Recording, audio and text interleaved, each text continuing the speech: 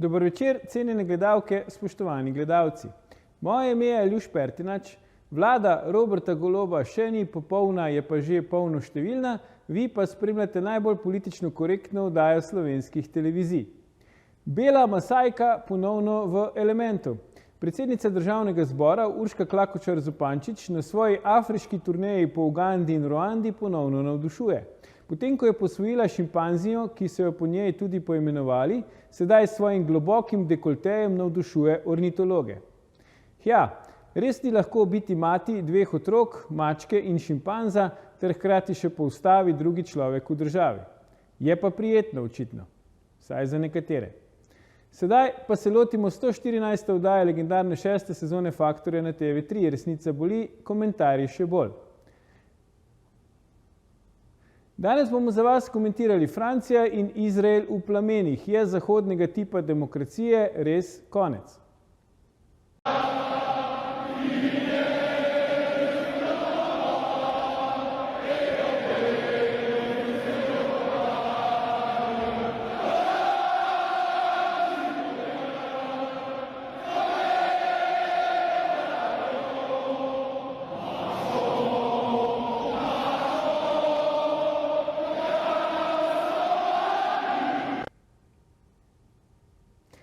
Takole Francozi na ulicah pojejo Marseijezo in se spominjajo francoske revolucije. Takole pa v Izraelu množično protestirajo proti premijeju Netanjahuju in njegovi pravosodni reformi. Ali je zahodnega tipa demokracija res konec, nam bosta povedala naša stalna komentatorja, magister Bernard Brščič in dr. Boštjan Marko Turk. Bernard, Boštjan, toplo pozdravljena v Faktorju. Ja, lep pozdrav vsem. Dober večer. Boštjan, če midva začneva v Franciji, ti Francijo zelo dobro poznaš, tam si študiral in tako naprej. Kako bi ti opisal to aktualno dogajanje? Gre tu zdaj za nek upor proti poskusom samovlade Macrona, gre za kakšne širše, globlje družbene probleme ali se je enostavno nezadovoljstvo v ljudeh tako nakopičilo, da je zdaj pri tej pokojninski reformi tako močno udarilo na plan? Ja, jaz torej žal moram reči to, da ta Francija, ki jo jaz poznam in za katero sem specialist, tole ni več.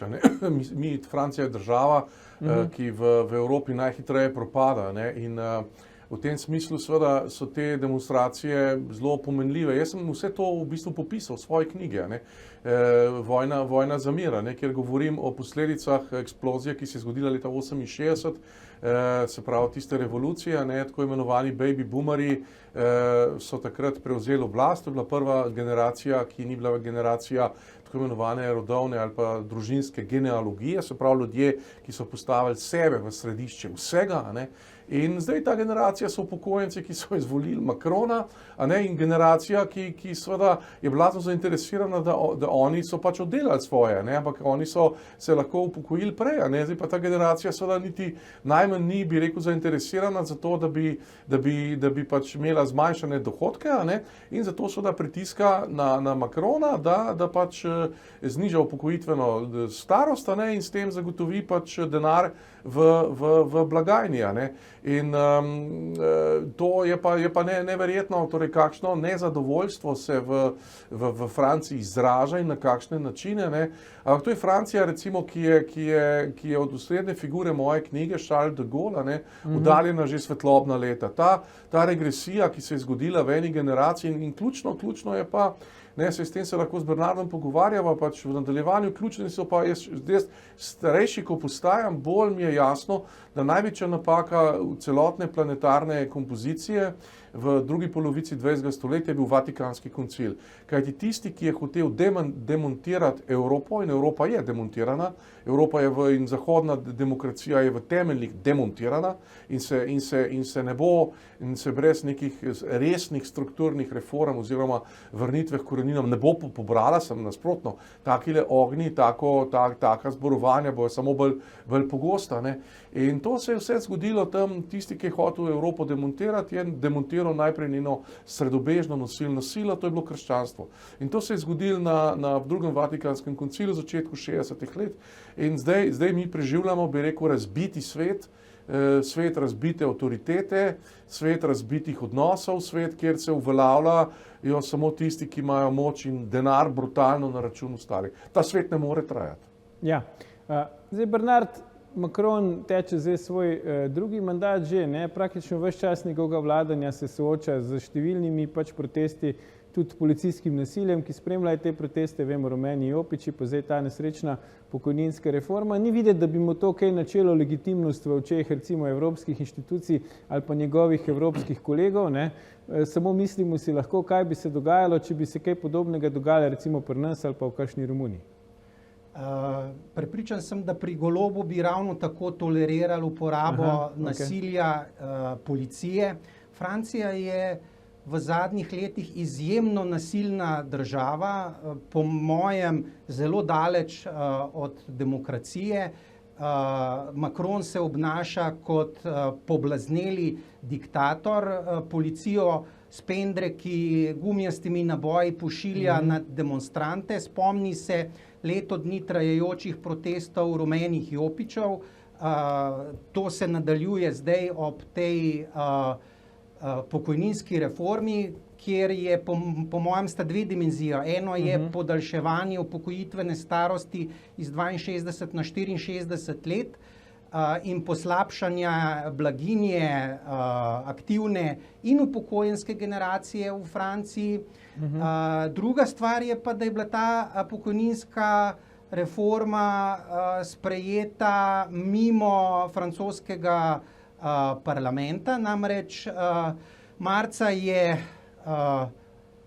Macron ocenil, da na konvencionalen način z glasovanjem v parlamentu ne bo izglasovana podpora in se je zanesel na en zelo zanimiv člen francoske ustave, ki dejansko je vladi omogočil, da brez preverjanja podpore v parlamentu, tako rekoč kot z neke vrste uredbo, usili to pokojninsko reformo, pri čemer seveda potem aktivira možnost proženja nezaupnic in dejansko so bile potem sprožene dve nezaupnici, obe sta bili sicer izglasovani in mislim, da je tu dvojni revolt, se pravi revolt proti nedemokratičnim, diktatorskim tendencam Macrona. Meni je ta možakar Rothschildov in Schwabov gojenec degutanten do konca, trpi za Napoleonovim kompleksom.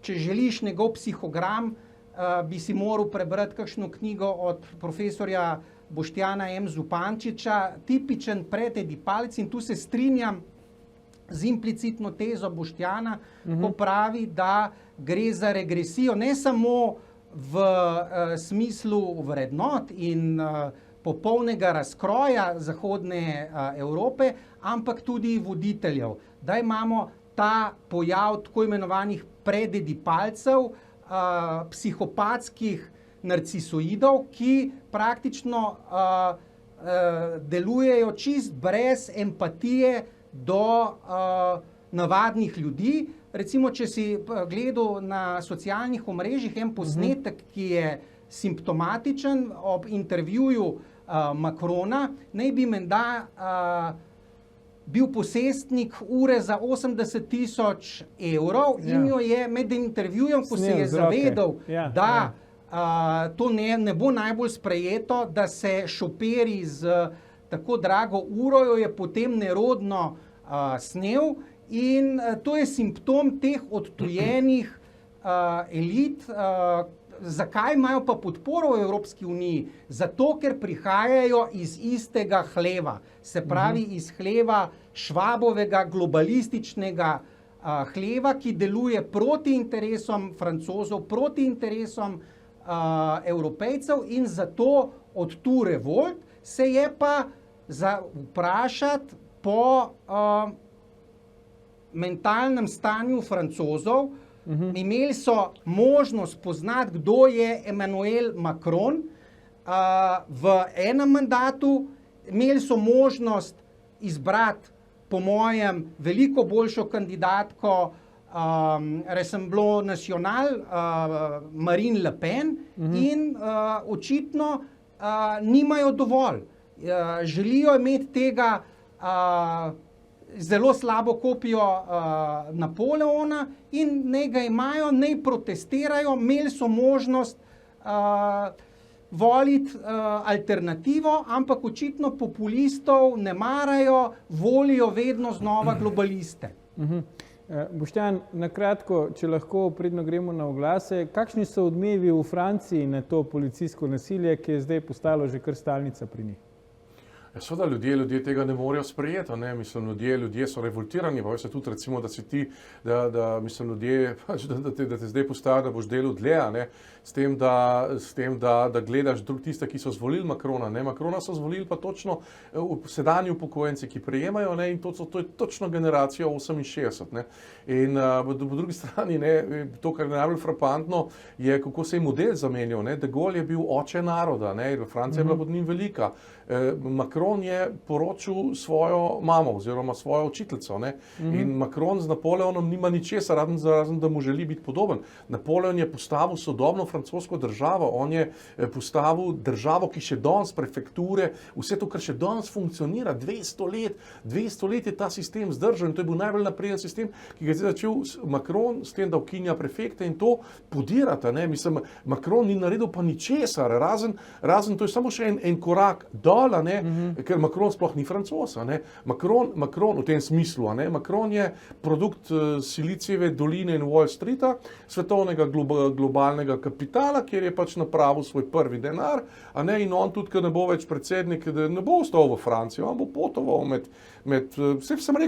Wall Streetom pa med Silicijevo dolino, tam nekje se bo gibal, to nima nobene veze s Francijo, po tega so Francijo dobesedno uničili, 60% bi rekel ljudi, ki so financirani iz proračuna, se pravi imigracija in to, sploh ne dela, ne more dobiti zaposlitve, ker nimajo elementarnih pogojev, ki ne pa delajo, ne? Nekaj jih pač pozavga, kot se reče, kanalizacija, se pravi ta najslabša dela, ker ne rabiš niti jezika znati, ampak to ne gre v nedogled, ne? Torej, to je strukturna katastrofa, ampak to je hoteno od Bruslja. Ok, predlagam, da si vzamemo krajši premor, ampak ne nam uiti, gledalke, gledalci, se vrnemo po oglasih, ko nadaljujemo s komentiranjem, ali je zahodni tip demokracije res preživet. Ostanite.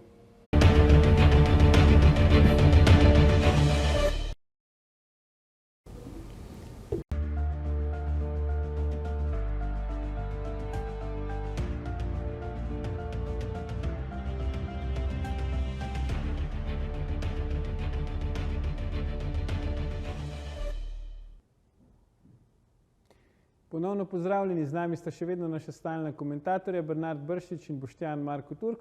Pogovarjamo pa se o tem, ali je zahodni tip demokracije dokončno preživet. Bernard, Boštjan, preden nadaljujemo našo debato, predlagam, da si pogledamo en krajši posnetek, na kak način pač francoska policija obračunava z ljudmi, ki so šli na ulice, kot smo slišali v prvem delu oddaje, povsem upravičeno. Se pravi, zakaj so šli na ulice? Poglejmo.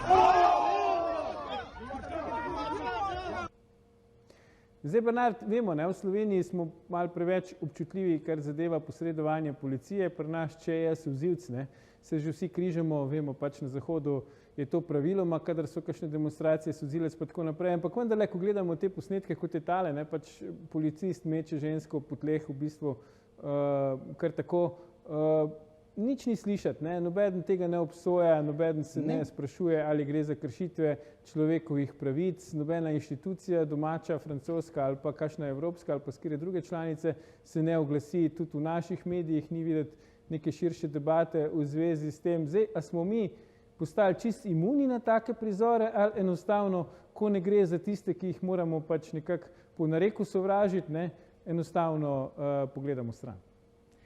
Ne, dejansko je on ekskulpiran, ker je iz kluba Schwab, iz kluba Davos, on je maziljenec teh globalističnih elit, zaposlenec Rothschilda in lahko počne, kar se mu zljubi, izjemno nasilje uporablja, že od predlanskega leta, od nasilnega obračunavanja rumenih jopičev.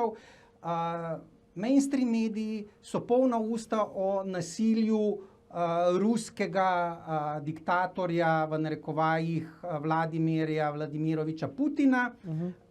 Če mene vprašaš, po tem, kar vem, je Macron, kar se tiče nasilja, veliko hujši, ampak lahko računa na to, da mediji o tem ne poročajo, da njegovi prijateljčki v Bruslju, Davosu, Washingtonu imajo veliko razumevanje za njega. Bi pa rekel, da če bo nadaljeval tako, in če mu odpovejo poslušnost policaj, dejansko Francija je za časa Macrona postala policijska država, utemeljena na nasilju državnih institucij, se mu lahko zgodi pariška bodisi defenestracija, bodisi dekapitacija. Dejansko Francozi imajo neko tradicijo nasilnega obračunavanja svojimi vladarji in na njegovem mestu bi zelo premislil, kako dolgo bo nadaljeval s tem obračunavanjem z lastnim narodom. Ne nazadnje, Francija je v veliki ekonomski krizi, 3400 milijard evrov javnega dolga, nizka produktivnost in dejansko Macron v svojem drugem mandatu ni naredil popolnoma nič, razen tega, da je marioneta, kot rečeno, teh globalističnih sil. Če bi imeli neodvisne medije, bi vsak dan poročali o tem, da praktično Francija ne samo trpi za nasiljem policije, ampak da v Franciji javni promet ne dela, recimo trenutna situacija na trgu plina je zaradi Francije, ker pristanišča za utekočinjen plin ne delujejo. Na evropski ravni imamo opravka z dvigom cen utekočinjenega plina, skratka, popoln družbeni infarkt, ampak v Bruslju ta Napoleon, would-be Napoleon se pa z Uršulo von der Leyen hodi grozit predsedniku Xiju v Peking. Mislim, prav neverjetno, kaj si privošči. Pariz gori, Francija gori, on pa svojo prijateljico hodi podučevati kitajskega predsednika, kako naj obravnava odnose z Rusko federacijo. Ja. Zdaj, Boštjan, predno gremo na Izrael. Kako ti misliš, da se bo to zgodba v Franciji končala? Zdaj, vsakeč, ko mislimo, da so zadeve dosegle dno, stvari trajajo že kar celo vrsto let, vidimo, da je še neka stopnja, saj ena nižje. Kako globoko še lahko gredo? No ja, končala se bo tako, da se bo zgodba Francije končala v celoti. Vi morate vedeti, da se tle dogaja najbolj usodne stvari v francoski zgodovini. Macron je prvi predsednik, ki je pač dezavuiral svojo deželo. Zato jaz pravim, da on ni Francoz. Recimo, jaz sem veliko bolj Francoz od njega. On je dezavuiral svojo deželo na ta način, da je rekel, da ne obstaja francoska kultura, obstaja več kultur na področju Francije, zapravo državi, in ena od njih je francoska.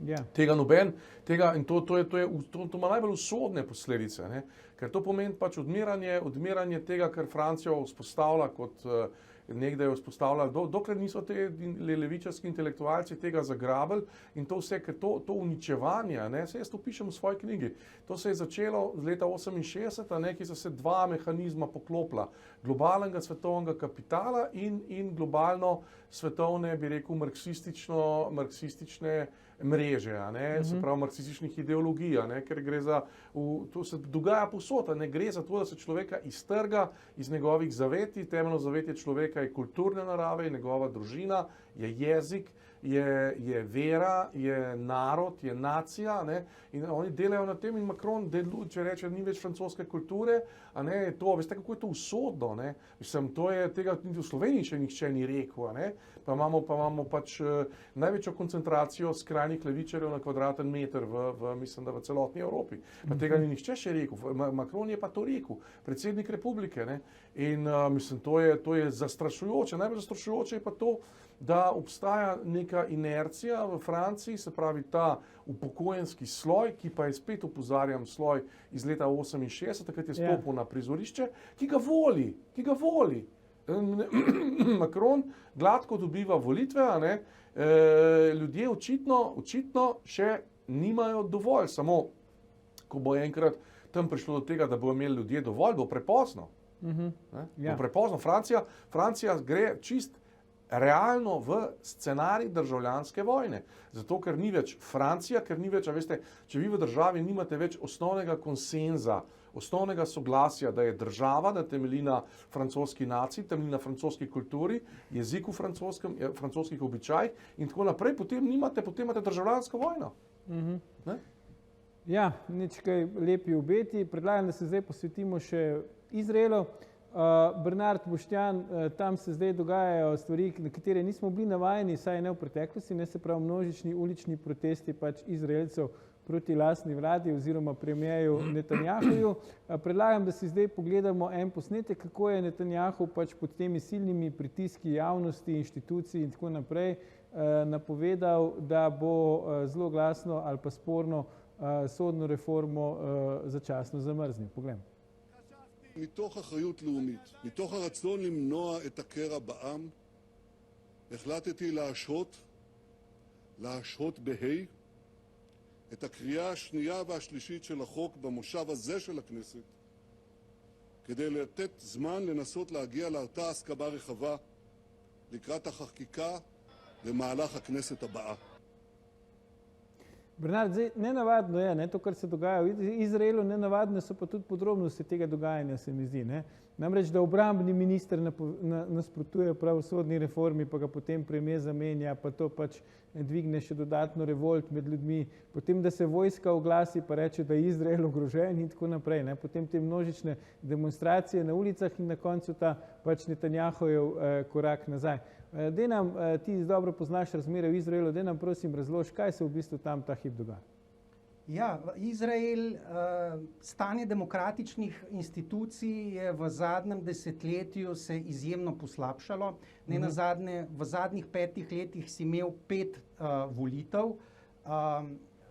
Izraelska družba je izjemno postala fragmentirana na 2 dela, na Haredim oziroma hasidske jude na eni strani, se pravi tiste, ki želijo, ki vidijo izraelsko državo kot domovino judov, ki želijo spoštovati halaho, se pravi judovsko pravo, in po drugi strani tisti, ki živijo v Tel Avivu, v Haifi, se pravi te sekularni judi, ki zagovarjajo v bistvu negacijo te tradicije. Zdaj, zaradi demografskih okoliščin se je v zadnjih desetletjih število teh tradicionalnih, ortodoksnih oziroma ultraortodoksnih judov zelo povečalo. Rezultat se kaže v volitvah iz novembra 2022, kjer recimo imaš zdaj koalicijo 6 strank na čelu z Likudom, ampak Likud predstavlja samo tretjino glasov, ostali del predstavlja 5 verskih strank, od Šasa do Noje, do Združene Tore. Skratka, imaš recimo 40 poslancev v Knesetu, ki predstavljajo ultrakonzervativen del. In rezultat je seveda, da imaš zdaj koalicijo 6 strank, kjer je Likud, ki je recimo pred 50 leti veljal za skrajno desno stranko, je v bistvu so pravi golobčki. Recimo, če primerjaš Bibija pa njegovega finančnega ministra Bezalela Smotriča, vidiš, da je Bibi pravzaprav levičar, ker dejansko se, kot rečeno, fragmentiranost Izraela izjemno povečuje in imaš to nasprotje na eni strani med temi internacionalističnimi Židi. Tipičen izvozni predstavnik te struje je vzornik našega premierja Goloba Yuvala Harari, ki zagovarja, pa bom politično nekorekten, pederizacijo izraelske družbe in pravzaprav izvoz tega. In na drugi strani imaš te tradicionaliste, praktično vse te stranke v vladni koaliciji izjemno nasprotujejo tej proliferaciji LGBT+P agende in treba je pa še upoštevati še nekaj. Vlogo izraelskega vrhovnega sodišča, ki je zelo netipično, zaradi tega, ker je to hkrati ustavno sodišče, najvišje apelacijsko sodišče in hkrati ima pristojnosti praktično odstavljati ministre in člane Kneseta. Recimo, simptomatično je, da so na začetku leta teh 15 sodnikov kar odstavili predsednika stranke Šas, Derija, kot notranjega ministra. Mislim, za pojmovanje tradicionalne, liberalne parlamentarne demokracije je neobičajno, da bi vrhovno sodišče lahko posegalo v izvršno, v zakonodajno oblast, kot to počnejo v Izraelu. Bi pa poudaril še nekaj. Po mojem mnenju gre pri teh protestih tudi za intervencijo Združenih držav Amerike. Nenazadnje je Joe Biden na moje veliko začudenje s svojimi izjavami dejansko pokazal, da oni de facto nasprotujejo tej trenutni izraelski skrajno desni vladi in da zelo verjetno, ko gledaš te napise pri demonstrantih, da ima CIA tu zelo umazano vlogo in da so se obrnili proti svojemu tradicionalnemu zavezniku Bibiju in da želijo izvesti barvno revolucijo v Izraelu. Boštjan, če nadaljujeva, tukaj je Bernard končal. Res je na nek način. V transparentni angleščini smo bili zdaj navajeni v državah bivše Sovjetske zveze, pa recimo v arabskih, pa severnoafriških državah, zdaj jih vidimo v Izraelu. Po drugi strani pa na Izrael je v bistvu edina bližnjevzhodna demokracija, hkrati pa tudi obljubljena dežela. Zdaj, če zanemarimo pač za hip njihov odnos do Palestincev, a je to sploh združljivo, Boštjan, da si na nek način pač obljubljena dežela, ki ti je podaril Bog, po drugi strani pa pač neka sodobna demokracija, saj na papirju. Je to dvoje združljivo ali je to res tak močen konflikt, kakor pravi Bernard, ki na nek način trga državo na dva dela? Pa seveda, recimo, ne da bi zdaj spet vojna za mir. Temeljna teza je, da ni družbe, ni civilizacije na planetu, nikoli je ni bilo, niti je ne bo, ki bi lahko preživela brez metafizike, brez nekega sistema verovanja, ideologije in tega. Recimo celo Kitajci imajo konfuzianizem, imajo to nesrečno partijo, potem je Indija s hinduizmom, potem je konec koncev, če hočete, Turčija z islamom, so Združene države zaenkrat še z In God We Trust in potem je tu ta nesrečna Evropa in Zahod, ki izumlja to, da se lahko živi brez to, da se v nekaj veruje. Izrael je pa utemeljen na veri, to je najmočnejša njegova deviza. Poleg tega je tudi nekaj, recimo frapanten je pogled na GDP Izraela pa njegove sosede, se pravi Egipta.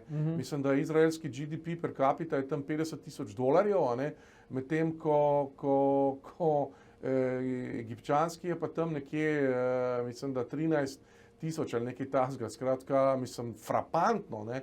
In pa tudi, če pogledate recimo ta HDI indeks, recimo zadovoljstva z življenjem in to, ne, Izrael je čist na vrh, ne. Zato to mora biti nek neverjetno uspešen narod, ne. In civilizacijsko, oprostite, so se meni Izraelci vedno zdeli 10 korakov, pa ne bi jih želel v primerjavi s Palestinci, ne.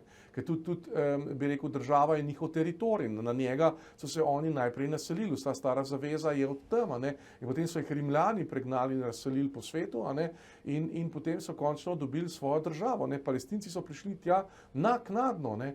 In predvsem je pa v Evropi, a ne, to levičarstvo, a ne, je povzročilo, da tudi v medijih mi sploh nimamo slike, kaj se dogaja, ne. Sploh pa slovenski mediji so antisemitski do konca. To je prav neverjetno, ne. In Izrael je ena blazno uspešna zgodba, predvsem, ker gre za primer, bi rekel, naroda, ki je uspešen. Poslušajte, vi morate biti, to je najstarejši narod na svetu, a ne? To je prvi narod, ki je pogruntil najbolj elementarne znanstvene koncepte. Vsi pa so imeli nič, pa so bili, se pravi, nomadi, so ovce paseli, pa so učili, lejte, tale sonce, pa luna, to nista dve božanstvi, ne, ampak to sta pač dve lučki na nebu, a ne.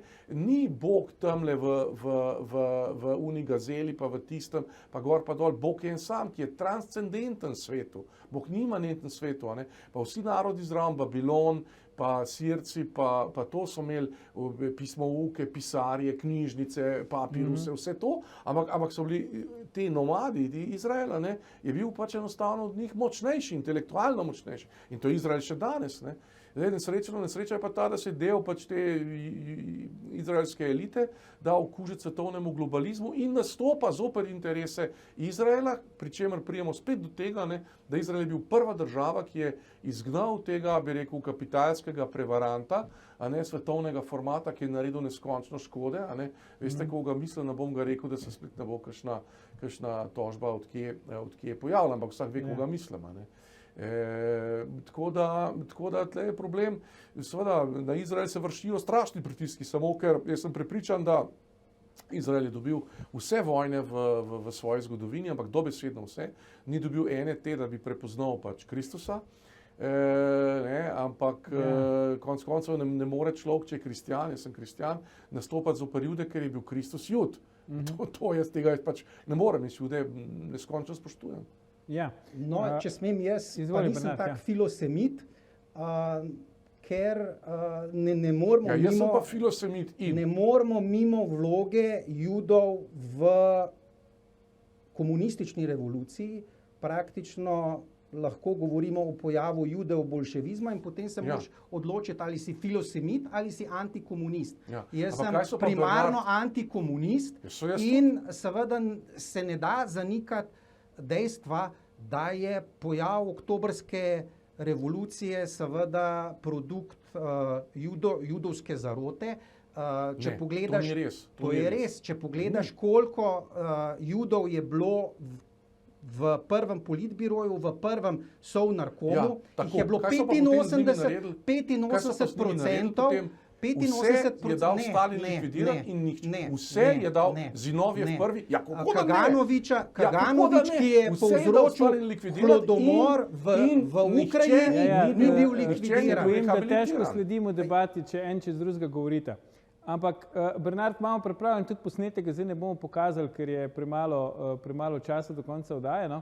Ampak zdaj eden izmed tipičnih načinov, kako se pač take probleme, kot so zdaj v Izraelu pa v Franciji na zahodu rešuje, je tudi preusmerjanje pozornosti. Vemo, Izrael pa zdaj kredno bombardira Sirijo, tudi v mošeju Al-Aqsa je 2krat zapored udrla izraelska policija, je tam pretepala vernike. Sicer so rekli, da so noter udrli neki demonstranti in so mogli zaradi tega posredovati, ampak vemo, ne, spet za standarde zahodne demokracije je nenavadno, vsaj od srednjega veka naprej, če policija v cerkvi nastopi z nasiljem proti vernikom. Zdaj, misliš, da lahko Netanjahu s tem preusmerjanjem pozornosti pač zdrži na oblasti, ali vendarle bo ta pritisk Amerike in domače opozicije premočan in ga bo stal te oblasti? Jaz mislim, da je problem ameriške zunanje politike. Če si poslušal kontraadmirala Johna Kirbyja, vodje strateških komunikacij, pri Svetu za nacionalno varnost je artikuliral kot cilj ameriške zunanje politike proliferacijo LGBT+P agende. Praktično Američani grejo sveto vojno pederizacije, se pravi, zakaj se borijo proti Rusiji, tudi zaradi tega. Se pravi, ta homoseksualna oziroma degenerirana agenda je v ozadju ameriške zunanje politike in seveda ta trenutna vlada v Jeruzalemu oziroma je absolutno proti temu in dejansko je med Židi neka shizma, da so na eni strani vedno pristaši najbolj degeneriranih agent, če pogledaš predstavnike frankfurtske šole kulturnega marksizma. Marcuse, Reich, Adorno, Horkheimer, vsi so bili Judi. Se pravi, imaš marksizem, ki je judovska ideologija, imaš postmarksizem v obliki kulturnega marksizma, ki je judovska ideologija, ki temelji na popolni dekonstrukciji spola, dekonstrukciji naroda, dekonstrukciji družine in dekonstrukciji rase. To je bistvo kulturnega marksizma kot židovske ideologije. Po drugi strani imaš pa te likudnike oziroma naslednike Zeva Jabotinskega, ki so pa etnonacionalisti in v nekem smislu, recimo je za suverenista, kot sem jaz, neka, bom rekel, šum oziroma motna v Izraelu, kjer imaš na eni strani Jude, ki so internacionalisti, potem zagovorniki najbolj degeneriranih spolnih praks in po drugi strani te ultraortodoksne Jude, ki so pa seveda socialno konzervativni, usmerjeni v nacionalizem, v suverenizem in je tu zdaj se bije boj, kaj bo Izrael. Ali bo to etnonacionalna država, ali bo to neka platforma za izvoz najbolj izrojenih ideologij. Žal nam je zmanjkalo časa, čeprav si zelo zanimivo debato. Boštjan, čisto za konec, če lahko na kratko, lepo prosim, lahko Izrael preživi brez podpore ZDA, svojega največjega zaveznika? Ja, jaz mislim, da Izrael bo preživel, jaz niti najmanj ne dvomim, sem tudi prepričan, da to, kar se zdaj dogaja, to ne bo trajalo. Ta pritisk LGBT-ja, to je zdaj neka prehodna motnja v razvoju. Zdaj bi moral to utemeljiti pač z stališča frankofonije, ampak Afrika je tista, ki zagotavlja največji bazen in Afrika je blazno konzervativna in jaz sem tukaj, se pravi Črna Afrika in tako, in jaz sem tukaj v bistvu pesimist, predvsem pa iz neke temeljne, bi rekel, globinske izkušnje Izraela, vem, da če je preživel vse, kar je preživel, če je preživel konec koncev tudi holokaust in to, bo preživel tudi to ni to, mislim, zato, ker je to, mislim, kakor to obračamo, narod, ki si je postavil metafizični cilj, in če se ne bi, zdaj pa zasklenem, če se ne bi na koncilu leta 62 Evropa odrekla istega metafizičnega cilja, se mi sploh danes ne bi pogovarjali o tej najglobi krizi, ki jo Zahod doživlja, odkar je. Bomo spremljali razmere še naprej, za danes pa magister Bernard Brščič, dr. Boštjan Marko Tulk, najlepša hvala za vajine komentarje. Gledalke, gledalci, to je bil o tem, ali je zahodni tip demokracije res mrtev, že 870. faktor na TV3. Vidite naše oddaje tudi ta podaljšan konec tedna med barvanjem pirhov. Mi pa se v živo spet vidimo v torek, ko bomo komentirali vladni naskok na RTV Slovenija. Ne zamudite, predvsem pa ne pozabite. Ni vseeno, kdo kaj reče.